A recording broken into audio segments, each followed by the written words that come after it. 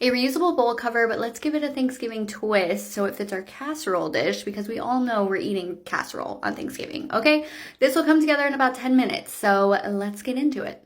So I'm just using a 13 by 9 casserole dish because I feel like that's pretty standard.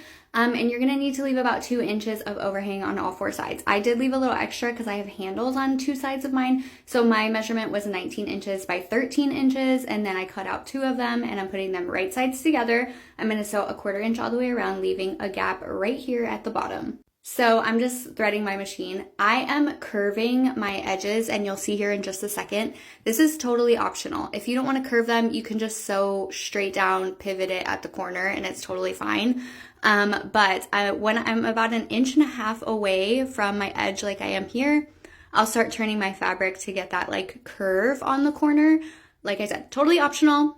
Makes it a little bit more tricky, but do whatever you want.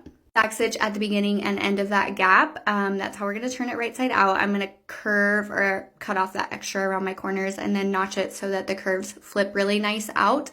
And then I'm going to flip it right side out and give it a good press with my iron. And then we need to measure our elastic. I have 1/4 inch elastic. I'm measuring around my casserole dish. It was 42 inches. I ended up cutting my elastic at 39 inches, so I have good tension in it.